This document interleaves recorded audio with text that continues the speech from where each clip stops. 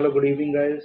Basically आज हम bank Nifty के एनालिसिस करेंगे कि आज बैंक निफ्टी ने किस तरीके से परफॉर्मेंस करी और जो हमारे ट्रेड्स हमने प्लान करे थे वो किस तरीके से एग्जीक्यूट हुए और कल हम किस तरीके से ट्रेड को फाइंड आउट करेंगे।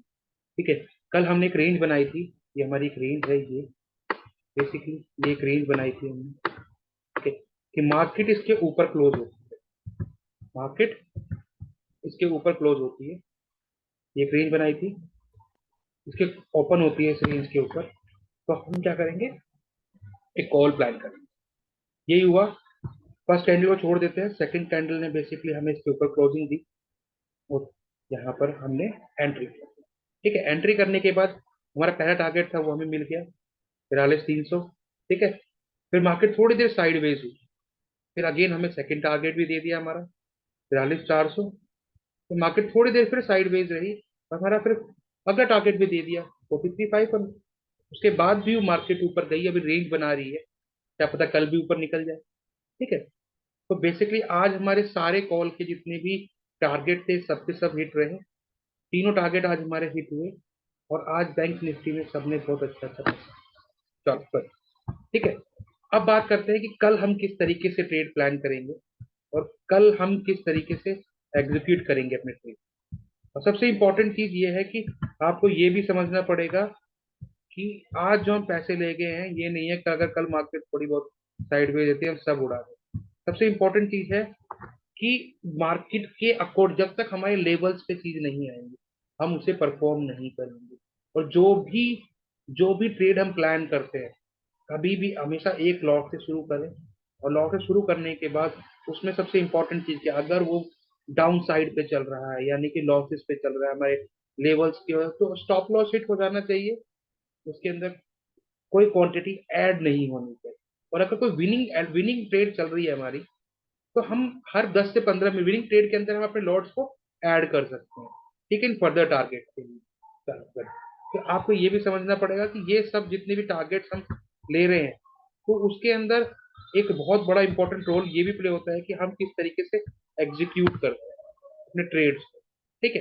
चलो सर, अभी हम एक डिस्कस करते हैं कि बेसिकली मार्केट ने कल किस तरीके से परफॉर्मेंस करेगी मार्केट और मार्केट में हम कल किस तरीके से ट्रेड को फाइंड आउट करेंगे। ठीक है, तो इसको हम 5 मिनट भी करते हैं। थोड़ा सा जोन हमें ये दिख रहा है, इस जोन पे भी हम डिस्कस करेंगे। जैसे कि मार्केट ने यहाँ पर एक जोन बनाया, फिर ब्रेकआउट दिया, फिर एक जोन बनाया, फिर यहाँ से इस डिमांड से एक ब्रेकआउट दिया, फिर यहाँ पे एक डिमांड बनी, इस डिमांड से एक ब्रेकआउट दिया। मैंने आपको निफ्टी बैंक निफ्टी में दिखाया भी कि किस तरीके से बैंक निफ्टी में डिमांड एंड सप्लाई को प्रॉपर तरीके से एग्जीक्यूशन करके दिखाया गया है। आपको अभी ये चीजें समझ में नहीं आ रही कि डिमांड सप्लाई क्या होता है। आप हमारा कोर्स जाके देखो, क्लासेस 1 2 3 के नाम से मैंने डाल रखी है हमारे यूट्यूब चैनल पर। आप फर्स्ट पहले वीडियो देखेंगे, फिर सेकंड देखेंगे, फिर चार्ट देखेंगे।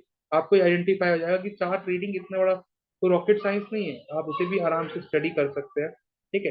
अभी हम कल के लिए ट्रेड प्लान कर रहे हैं तो सबसे इंपॉर्टेंट चीज क्या है, हमें एक रेंज में मार्केट ओपन होना चाहिए। वो रेंज क्या है, वो रेंज ये है कि मार्केट आज की क्लोजिंग से, आज की क्लोजिंग कहाँ है, यहाँ पर है। ठीक है। इस क्लोजिंग से लेकर इस क्लोजिंग के बीच में देखो मार्केट कहीं ना कहीं बुलिश तो चल रहा है। जिन्होंने यहाँ पर कहीं पर भी कॉल लेके रखी हुई है अगले हफ्ते की या उसके अगले हफ्ते की, तो मार्केट तो बुलिश है कहीं ना कहीं। ठीक है।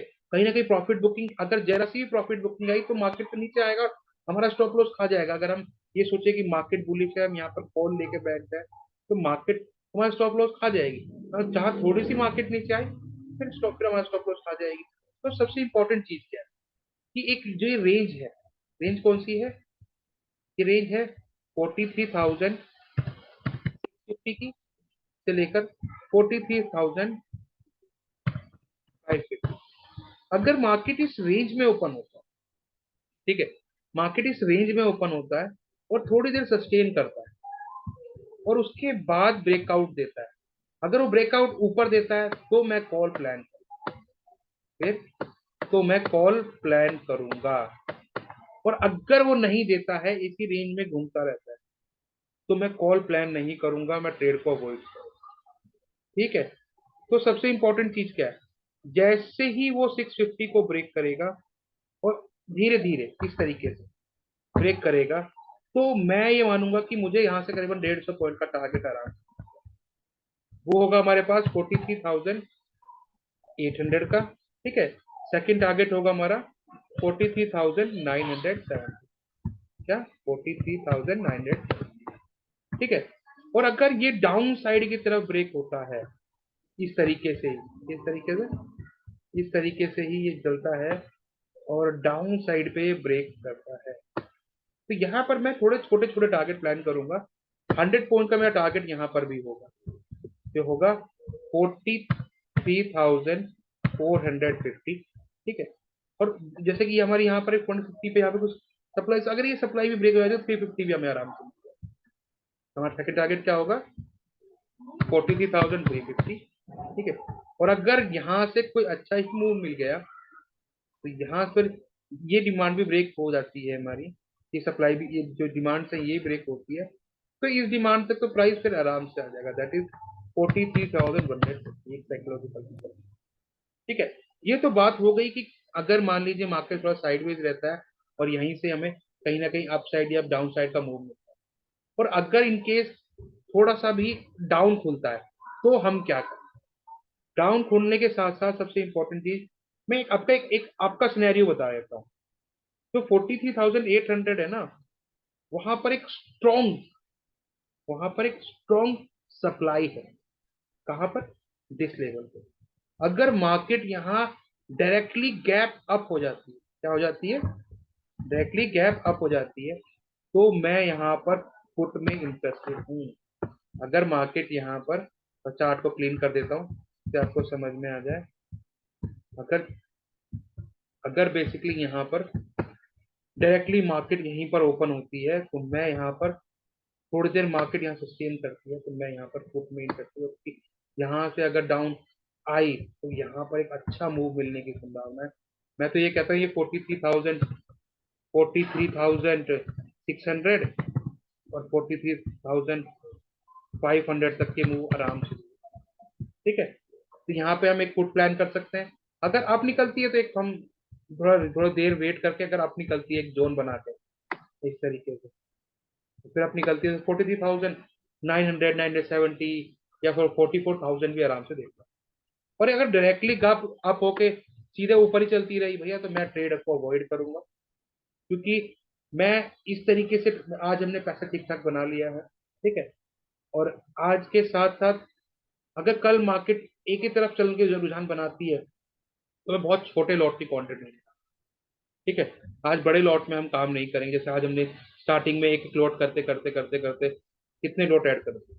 ठीक है। तो बहुत सारे लॉट्स हमने ऐड कर दिए थे, जिसके अंदर सबसे ज्यादा बेनिफिट जो हुआ हुआ हमें हुआ 43,300 की कॉल पर। ठीक है। जो बेसिकली आज हमें काफी अच्छा मूव देगी, जिसमें हमने सुबह जो एंट्री करी थी, ठीक है, वो 50-60 रुपीज के आसपास थे। तो मैंने तो आपको ये भी कहा था कि स्टॉप लॉस लगा लेना 20-22 पे, और वहां तक तो ये पहुंची भी नहीं। और अराउंड हमें करीबन 150 टारगेट बताया था मैंने आपको, वो इजिली इजिली अचीव हो गया। ठीक है। एंट्री किसी ने 50 पे बनाई थी, किसी ने 51 पे बनाई थी, किसी ने 52 पे बनाई थी, 53 पे बनाई, 55 पे बनाई। कोई बात नहीं। सुबह सुबह एंट्री मिल गई थी 180 को ब्रेक करके। ठीक है। 42,900 में भी हमने काफी अच्छा काम किया, वो भी करीबन 700 तक का पॉइंट का टारगेट दे गई, कोई इशू नहीं है। 400-500 पॉइंट वो भी, चलो good। चलो।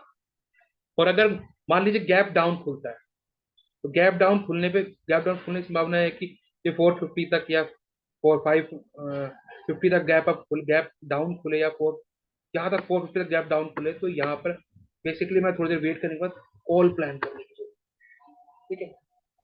क्योंकि ऑलरेडी यहाँ पर कहीं ना कहीं बायर्स बैठे हुए हैं जो प्राइस को वैसे भी ऊपर ले जाने की कोशिश। और अगर ये जोन ब्रेक होता है तो वे पुट की तरफ जाएंगे, मतलब प्राइस एक्शन को देखकर भी काम करेंगे ना। और डिमांड सप्लाई जो बेसिकली बहुत इंपॉर्टेंट रोल प्ले करती है सेम सेम डे के मार्केट के अंदर, क्योंकि हम जो एक नाइट पहले स्टडी करके आते हैं, उसके साथ अगर हम डिमांड और सप्लाई को इनबिल्ड करते हैं तो होगा क्या, कि हम कम टाइम में एक अच्छा ट्रेड फाइंड आउट कर लेंगे। हमें कोई टेंशन नहीं होगी, हमारी हार्ट बीट नॉर्मल रहेगी। हमें हमें दिक्कत कब आती है? जब हमारे ट्रेड लेने के बाद वो हमेशा माइनस में चलता है। फिर ठीक है, माइनस चल रहा है, स्टॉप लॉस ले लो। ठीक है ना, तो दूसरा ट्रेड देखो। तो आज कोई जोन में आ रहा है ट्रेड तो वो देखो, नहीं तो ट्रेडिंग को अवॉइड करो। सिंपल सी बात है ना। तो यहाँ पर हमें अपनी साइकोलॉजी को भी मेंटेन करना है। साइकोलॉजी क्लासेस भी स्टार्टिंग होने वाली है संडे या मंडे से, जिसके अंदर हम, जो ट्रेडर की साइकोलॉजी है वो बहुत जल्दी अपने आप को मतलब वीक समझ लेता है कि उसने एंट्री गलत जगह पे ली है, या वो डर जाता है, बड़े टारगेट की तरफ नहीं जाता, और वन लॉट की पावर को नहीं समझता। वो सब हम इसके अंदर डिस्कस, ठीक है। अगर आपको हमारी वीडियोस अच्छी लग रही हैं तो प्लीज लाइक करिए, शेयर करिए, सब्सक्राइब करिए। और अगर आप हमारे टेलीग्राम चैनल को भी ज्वाइन कर सकते हैं, डिस्क्रिप्शन में उसका लिंक है, वहां से जाके ज्वाइन कर सकते हैं। वहां पे हम डेली अपडेट्स आपको प्रोवाइड करते हैं। Thank you.